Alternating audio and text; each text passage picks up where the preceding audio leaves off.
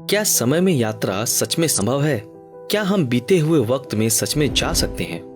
कुछ लोग ऐसे हैं जिन्होंने दावा किया है कि उन्होंने समय की यात्रा की है और वो गुजरे हुए वक्त में भी जा चुके हैं। इस वीडियो में हम कुछ ऐसे लोगों के बारे में जानेंगे जो समय यात्रा कर चुके हैं, लेकिन उससे पहले जानते हैं कि क्या समय यात्रा सच में संभव है। अगर साइंस के नजरिए से देखें तो टाइम ट्रेवल संभव है। एल्बर्ट आइंस्टाइन की थ्योरी ऑफ रिलेटिविटी से हम टाइम डायलेशन के चलते टाइम ट्रेवल कर सकते हैं, लेकिन टाइम ट्रेवल की ज्यादातर थ्योरीज हमें भविष्य में ही टाइम ट्रेवल की इजाजत देती है। इसका कारण है समय हमेशा आगे की ओर यानी कि फॉरवर्ड डायरेक्शन की ओर ही चलता है और इस वजह से टाइम डायलेशन केवल फॉरवर्ड डायरेक्शन में ही संभव है। इस वजह से हम केवल भविष्य की ओर ही टाइम ट्रेवल कर सकते हैं, भूतकाल में नहीं। लेकिन एक थ्योरी ऐसी है जो पास्ट में भी समय यात्रा की इजाजत देती है, वो है worm hole theory. Worm holes के द्वारा हम पास्ट में समय की यात्रा कर सकते हैं, लेकिन साइंटिस्ट अतीत में समय यात्रा के नाम से ही दुविधा में आ जाते हैं। उसका कारण है बदलाव। क्या समय में पीछे जाकर अपने द्वारा की गई गलतियों को ठीक किया जा सकता है? यही वो सवाल है जो वैज्ञानिकों को परेशान करता है, और यही वो सवाल है जो अलग अलग पैराडॉक्स यानी विरोधाभासों को जन्म देता है। जिनमें से दो पैराडॉक्स बहुत ही ज्यादा फेमस है, जिनमें से एक है ग्रैंडफादर पैराडॉक्स और दूसरा है pre destination paradox. Grandfather paradox ये कहता है कि अगर किसी ने पास्ट में समय यात्रा करके अपने दादाजी की उनकी शादी होने से पहले ही हत्या कर दी, तो सवाल ये उठता है कि ऐसा करने पर ना तो उस व्यक्ति के पिता का जन्म होगा और ना ही उस व्यक्ति का जन्म होगा जिसने खुद समय यात्रा करके अपने दादाजी की ही हत्या की है। तो सवाल ये है कि जिस व्यक्ति का जन्म ही नहीं हुआ, वो व्यक्ति कैसे समय में पीछे जाकर अपने दादाजी की हत्या कर सकता है। ये पैराडॉक्स पास्ट में समय यात्रा की संभावनाओं को खत्म कर देती है। और दूसरा प्री डेस्टिनेशन पैराडॉक्स इससे भी ज्यादा खतरनाक और दिमाग को चकरा देने वाला है। तो आगे की बातों को जरा ध्यान से सुनना, कहीं ऐसा ना हो कि इस पैराडॉक्स में आपका दिमाग ही घूम जाए। प्री डेस्टिनेशन पैराडॉक्स में समय का कोई भी ओरिजिन नहीं होता। कहने का मतलब प्री डेस्टिनेशन पैराडॉक्स में समय एक ऐसे लूप में चलता है जिसका ना तो कोई अंत होता है और ना ही कोई शुरुआत। बोला था ना, दिमाग को खोल कर सुनना। घूम गया ना दिमाग? तो चलिए आपके कंफ्यूजन को दूर करते हुए इसे एक आसान एग्जाम्पल से समझते हैं। मान लो अभी आपकी उम्र 20 साल है। एक दिन आप रोड से जा रहे हो और आपकी मुलाकात एक अनजान व्यक्ति से होती है। वो अनजान व्यक्ति आपको एक किताब देता है और बोलता है कि इस किताब में टाइम मशीन बनाने का फॉर्मूला है, इस किताब को जरूर पढ़ना। ऐसा कहकर वो व्यक्ति वहाँ से चला जाता है।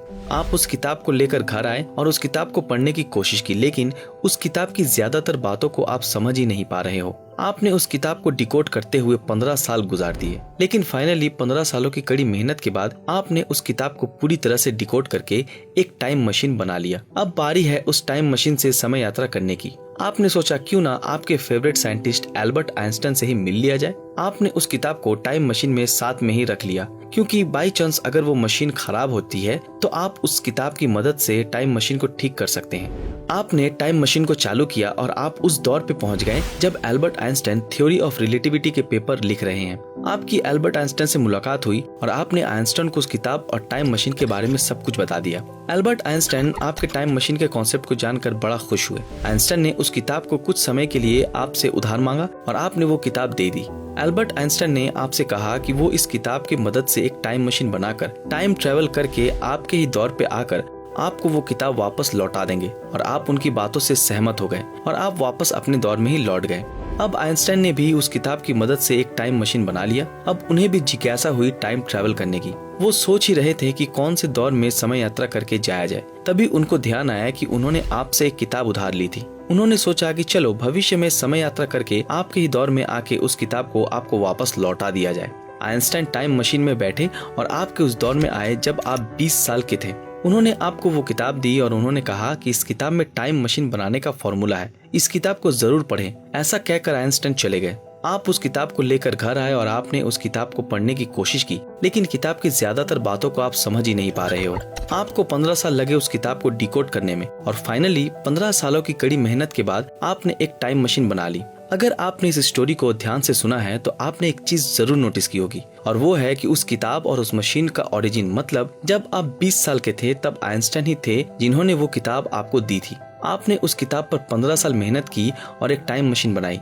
आप उस टाइम मशीन की सहायता से आइंस्टाइन के दौर में गए और आपने उस किताब को आइंस्टाइन को दिया और आप वापस आ गए। लेकिन फिर से आइंस्टाइन ने टाइम मशीन बनाया और आपके उस दौर पे आए जब आप 20 साल के थे और आइंस्टाइन ने आपको वो किताब दे दी। सवाल ये है कि वो किताब सबसे पहले किसने और किसको दिया था? क्या आपने उस किताब को आइंस्टाइन को सबसे पहले दिया था या फिर आइंस्टाइन ने सबसे पहले उस किताब को आपको दिया था? और दूसरा सवाल ये है कि टाइम मशीन सबसे पहले किसने बनाया, आपने या एल्बर्ट आइंस्टाइन ने? यही है प्रीडेस्टिनेशन पैराडॉक्स, जिसको बूटस्ट्रैप पैराडॉक्स भी बोलते हैं। इस पैराडॉक्स के अनुसार समय की कोई ओरिजिन नहीं होती। इसमें समय एक ऐसी लूप में चलती है जिसकी ना तो कोई अंत है और ना ही कोई शुरुआत, और ये लूप हमेशा के लिए चलता रहेगा। ग्रैंडफादर पैराडॉक्स और प्रीडेस्टिनेशन पैराडॉक्स पास्ट में समय यात्रा की इजाजत नहीं देते। अगर बाई चांस हमने पास्ट में समय यात्रा की तो हम सब ऐसी एक एंडलेस लूप में फंस जाएंगे जो कभी खत्म ही नहीं होगा। वैज्ञानिकों के अनुसार वार्म होल्स के जरिए समय में पीछे जाया जा सकता है, लेकिन पास्ट में जाके चीजों को बदल नहीं सकते। हमारी मदर नेचर में इतनी शक्ति है कि इसमें हर वक्त छोटे छोटे वार्म होल्स बनते हैं और तुरंत ही खत्म हो जाते हैं, लेकिन वो इतने छोटे होते हैं कि हम उनमें प्रवेश नहीं कर सकते। लेकिन कभी कभी हमारे मदर नेचर में ग्लिच आ जाती है, जिसकी वजह से हम टाइम में स्लिप कर जाते हैं और गलती से समय यात्रा कर जाते हैं। और नेचर में ग्लिच की वजह से ही हम डीजा वू जैसे घटनाओं का भी अनुभव करते हैं।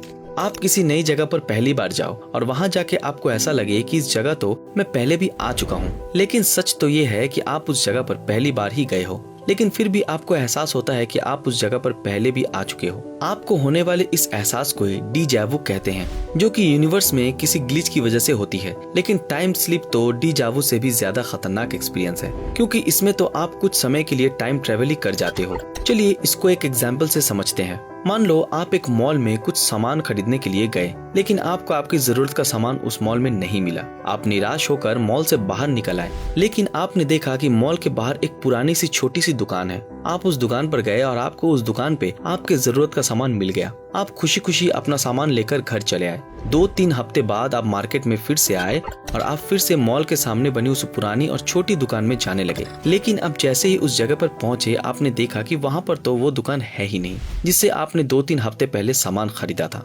आपने वहां के आसपास के 2-3 लोगों से उस दुकान के बारे में पूछा, लेकिन लोगों ने कहा कि यहाँ पर तो ऐसी कोई दुकान थी ही नहीं। अब आप परेशान होते हो क्योंकि सच में आपने उस दुकान से सामान खरीदा था, लेकिन वो दुकान तो है ही नहीं। आप परेशान होकर वहाँ पे रहने वाले बुजुर्ग लोगों से पूछते हो। वो बुजुर्ग आपको बताते हैं कि आप जिस दुकान के बारे में बात कर रहे हो वो यहाँ थी, लेकिन वो आज से 30 साल पहले। आप ये सुनकर हैरान हो जाते हो। यही है टाइम में स्लिप। कभी कभी यूनिवर्स में ग्लिच के चलते हम टाइम में स्लिप कर जाते हैं और टाइम ट्रेवल कर जाते हैं। तो चलिए अभी जानते हैं उन लोगों की सच्ची घटनाओं के बारे में जो टाइम में स्लिप कर गए, जिसकी वजह से उन्होंने समय यात्रा का अनुभव किया। हॉकयार्ड नॉर्डक्विस्ट स्वीडन में रहने वाला एक व्यक्ति है। ये दावा करता है कि भविष्य में समय यात्रा करके आ चुके हैं। उन्होंने बताया कि 30 अगस्त 2006 के दिन जब वो घर पहुंचे, उन्होंने देखा कि उनकी किचन में सिंक टैंक से पानी लीक हो रहा है। उन्होंने लीकेज को बंद करने के लिए टूल्स लिया और सिंक कैबिनेट खोला और वो कैबिनेट के अंदर घुस गए। कैबिनेट के अंदर उन्हें चमकदार रोशनी दिखाई दी और वो रोशनी के पीछे चलते चले गए और उन्होंने देखा कि वो उस रोशनी में चलते चलते उसी किचन में वापस आ गए हैं। और जैसे ही वो उस रोशनी से बाहर आए, उनके सामने एक 70 साल का बूढ़ा इंसान खड़ा था। नॉर्डक्विस्ट इस दृश्य को देखकर बड़े हैरान हुए, क्योंकि उस 70 साल के व्यक्ति की शक्ल उनसे हूबहू मिल रही थी। जब उन्होंने आपस में बात की तो नॉर्डक्विस्ट को पता चला कि वो 2042 में है, मतलब वो 2006 से 2042 में समय यात्रा कर चुके हैं। और उनके सामने जो 70 वर्षीय शख्स मौजूद है वो नॉर्डक्विस्ट का ही भविष्य का प्रतिरूप है। नॉर्डक्विस्ट ने अपना मोबाइल निकाला और अपने भविष्य के प्रतिरूप के साथ एक वीडियो रिकॉर्ड की और उन दोनों ने अपने हाथ में मौजूद टैटू को भी कंपेयर किया। नॉर्डक्विस्ट की वो रियल फुटेज आप आपके स्क्रीन पे देख सकते हो। हालांकि कुछ लोग इन्हें एडिटेड फुटेज भी बोलते हैं, लेकिन नॉर्डक्विस्ट का कहना है कि उन्हें इस बात से कोई फर्क नहीं पड़ता कि लोग उनकी बात पर विश्वास करते हैं या फिर नहीं, बल्कि वो इस बात से खुश होते हैं कि उन्होंने समय की यात्रा की और वो अपने भविष्य के प्रतिरूप से मिलकर आए हैं। तो चलिए अब जान लेते हैं कि विज्ञान क्या कहता है, कि उनकी ये बात सच है या फिर झूठ। यूनिवर्स में स्पेस होल एक ऐसी शॉर्टकट होती है जो 2 समय अंतरालों को जोड़ती है। वार्म होल्स के द्वारा समय में किसी भी काल में समय यात्रा की जा सकती है, अब चाहे भविष्य हो या भूतकाल। हो सकता है यूनिवर्स में किसी ग्लिच के चलते नॉर्डक्विस्ट के पास कोई वार्म होल बन गया हो जिससे उसने समय यात्रा की, लेकिन आपको बता दूं कि वैज्ञानिकों ने आज तक किसी भी वार्म होल्स को डिटेक्ट नहीं किया। हालांकि वैज्ञानिक इस बात को भी मानते हैं कि वार्म होल सच में होते हैं। इस वजह से वैज्ञानिक नॉर्डक्विस्ट की इन बातों को नकार भी नहीं सकते और स्वीकार भी नहीं कर सकते। इस वजह से ये घटना एक रहस्य बनकर रह गई है। कैथरीन फ्लेचर ने एक किताब लिखी थी जिसको 13 जनवरी 2015 को पब्लिश किया गया था, जिसका नाम था time slips real stories of time travel. इस किताब में टाइम स्लिप्स की एक रोमांचक घटना का जिक्र है जो इस प्रकार है। एक लड़की अपने फार्म हाउस पे एक चेयर में बैठकर किताब पढ़ रही थी। उसका हस्बैंड सुबह सुबह मार्केट गया था कुछ सामान खरीदने के लिए।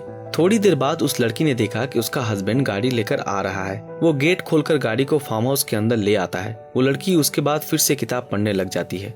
थोड़ी देर बाद उसने जब नजर ऊपर की तो उसने देखा कि ना तो उस फार्म हाउस में कोई गाड़ी है और ना ही वहाँ उसका हस्बैंड है, और फार्म हाउस का गेट भी लॉक पड़ा है। वो लड़की डर जाती है कि उसका हस्बैंड अचानक से कहाँ चला गया। फिर उसे लगता है शायद उसके हस्बैंड को कोई जरूरी काम याद आ गया होगा, इस वजह से वो चला गया। लेकिन इस घटना के 1 घंटे बाद उसने जो देखा उसको देखकर वो शॉक्ड हो गई। उसने देखा कि उसका हस्बैंड गाड़ी लेकर ठीक उसी तरह से आ रहा है जिस तरह से उसने पहले देखा था। उसने ठीक उसी तरह से गेट को खोला और गाड़ी को अंदर ले आया। वो लड़की बेहद ही आश्चर्यचकित थी। ये सीन ठीक वैसा ही था जैसा उसने 1 घंटे पहले देखा था। वो अपने हस्बैंड के पास गई और उसने पूछा कि वो 1 घंटे पहले अचानक कहाँ चला गया था, लेकिन उसके हस्बैंड ने जवाब दिया कि वो तो आया ही नहीं, वो तो जस्ट अभी अभी आया है। खैर जो भी हो, लेकिन थ्योरिस्ट तो इस घटना के पीछे फ्यूचर टाइम स्लिप को ही बताते हैं। Liverpool time slip. ये बात है जुलाई 1996 की, जब फ्रैंक लिवरपूल और उनकी पत्नी केरल यूके की एक भीड़भाड़ वाली स्ट्रीट पर शॉपिंग करने के लिए गए। फ्रैंक डिलोंग्स बुकशॉप नाम के एक दुकान पे जा रहे थे,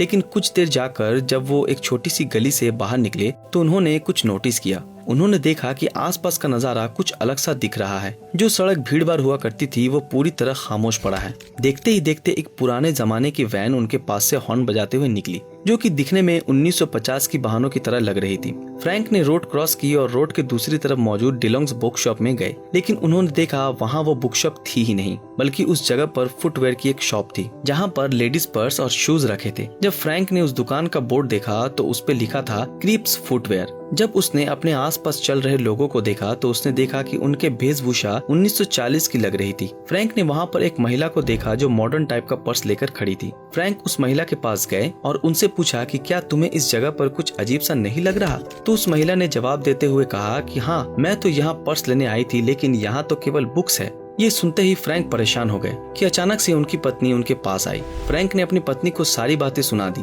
फ्रैंक अपने घर गए और उस जगह के बारे में रिसर्च की तो पाया क्रिप्स फुटवेयर नाम का एक शोरूम 1950 के दौर में हुआ करता था। ये जानकर फ्रैंक को बड़ा आश्चर्य होता है। अब सवाल ये है कि क्या उसने टाइम स्लिप करके समय यात्रा की थी? थ्योरिस्ट तो इसे टाइम स्लिप की ही घटना बताते हैं। समय समय पर लोग समय यात्रा के दावा करते रहते हैं, लेकिन उनके बातों में कितनी सच्चाई है ये कोई नहीं जानता, और ये बातें एक रहस्य बनकर ही रह जाती हैं। दोस्तों, आज के लिए बस इतना ही। आज का हमारा ये वीडियो आप लोगों को कैसा लगा हमें कमेंट में जरूर बताएं। अगर ये वीडियो आप लोगों को अच्छा लगा तो इस वीडियो को लाइक और ज्यादा से ज्यादा शेयर जरूर करें, और जिन लोगों ने हमारे फेसबुक पेज ब्रीदिंग नॉलेज को फॉलो नहीं किया वो तुरंत फॉलो कर दें। तो फिर मिलेंगे आपके साथ अगले वीडियो में, तब तक के लिए अलविदा।